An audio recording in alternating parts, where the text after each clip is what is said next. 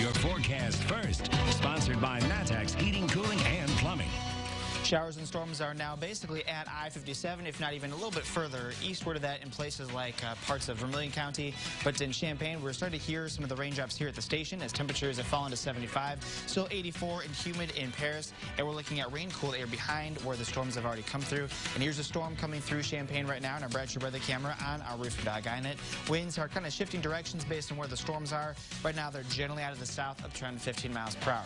So we're tracking the storms as we go into the evening hours. And then overnight tonight, a few rain showers are left over. WCIA 3 News starts right now. Now on WCIA 3 News. Phase 4 is just a few days away. What that means for businesses. After we had collided, they left the scene. A hit and run left one man with broken bones and the inability to walk. Now he's searching for the person who did it. We need to get books in the hands of kids and everybody in the communities. So they got creative, what they came up with in our town, Hoopeston. You're watching your local news leader. This is WCIA 3 News at 6. Good evening, I'm Jennifer Roscoe. More storms are on the way to central Illinois, and strong winds and large hail aren't out of the question. We have team coverage for you tonight.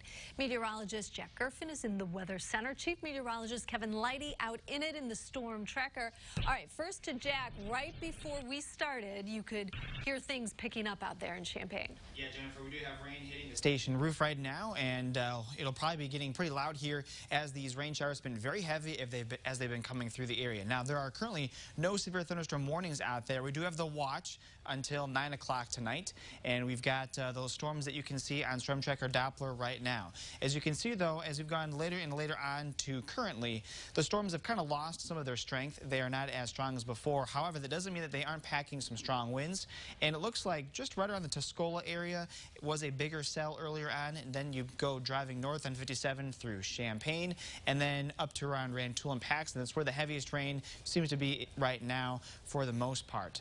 These storms, though, are moving pretty slowly, and that's why there is a very heavy rain threat with them as well. And that's actually kind of the main problem that we're having with our storms right now. We'll see if Kevin is back up. We lost the signal briefly, but we'll see if Chief Meteorologist Kevin, he's no. Okay, we've got a still of a shot there as he's out in the storm tracker. He's been out and about. Earlier on, we did have some storms that, as the storms came into Decatur, they did produce some flash flooding. And so we'll try to check back in with him in the full forecast if we can. If not, Jennifer, we'll talk about the storms the rest of the evening, as well as we can expect for some more comfortable temperatures later on. Well, that's what can happen in the storm tracker, right? That's right. It's the heavy bad rain. Weather, we don't have a signal. Yeah, heavy rain, lost a signal, it happens. Okay, Jack, thank you. Yeah. The state is set to move ahead to phase 4 of the governor's plan come Friday, and it's a step many say is long overdue. Though more things will be open, we aren't back to normal just yet. WCIA 3's Gabrielle Franklin is live at the Capitol. Okay, so explain what is in this phase, Gabrielle, that's different from the first 3. Well, Jennifer, a key word for this phase is leisure. People will be able to go out and dine, they can go catch a movie, and even take the kids to some attractions. But of course, social distancing efforts will be in effect, and that has some people mapping out their plans before they reopen their doors and let people back in. This has been the most nerve-wracking experience of my life, I think. But it's going to work its way out, hopefully. Businesses are feeling hopeful as the state prepares to move on to phase 4 of the governor's reopening plan. Guidance released Monday calls for gyms to open at 50% capacity. Movie theaters can resume with 50 guests in attendance and social distancing guidance in tow.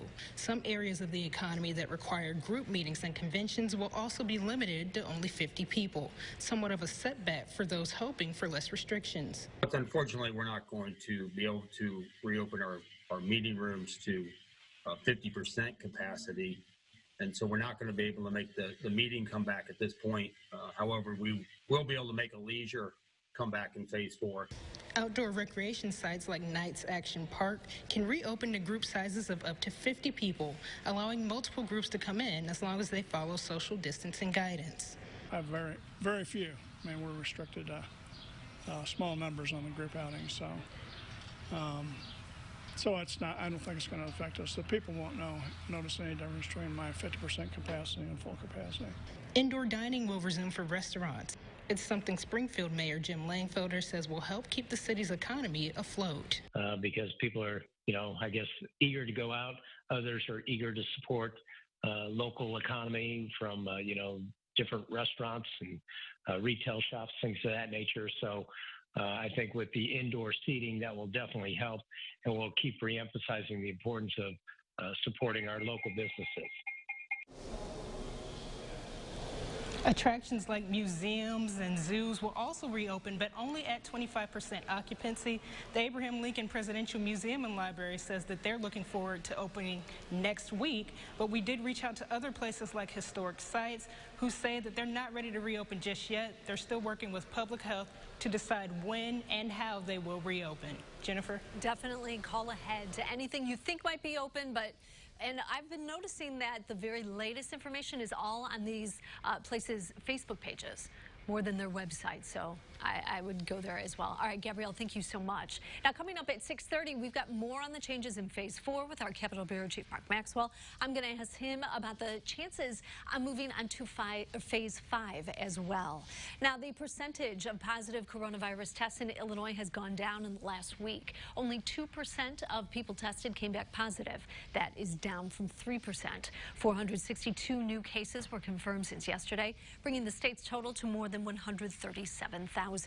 26 more people have died in the last 24 hours. That total is now 6,700.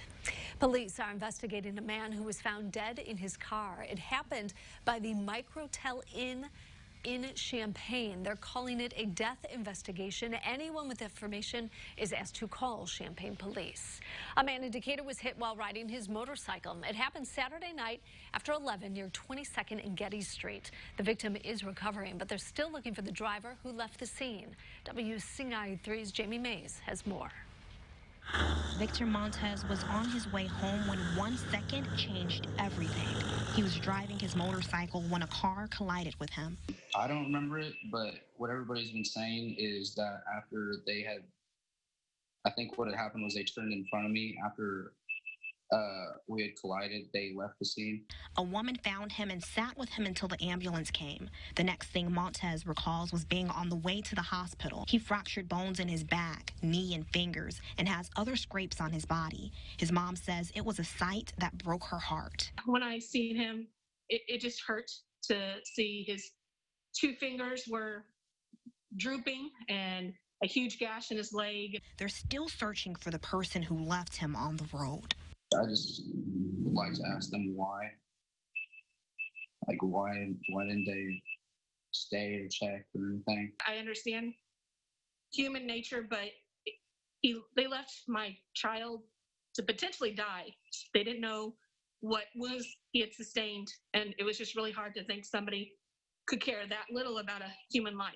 But Montez says he's getting better, and he's hopeful he will be able to walk again soon. It's going to be a long, bumpy road, but we'll get there. With prayers and strength, I know he can do it. In Decatur, Jamie Mays, WCIA3, your local news leader. Now, the family believes police have located the car, but they haven't found the suspect.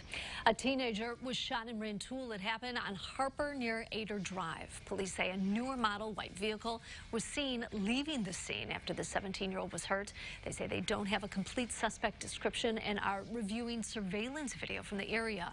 If you have any information, call Rantoul Police. And Champaign police are investigating after a man was shot this afternoon near Nelson Court. Police say the man showed up to the ER. No word on any suspects. One city council is talking money tonight, but that's not all. How they're tackling racial justice. Also tonight.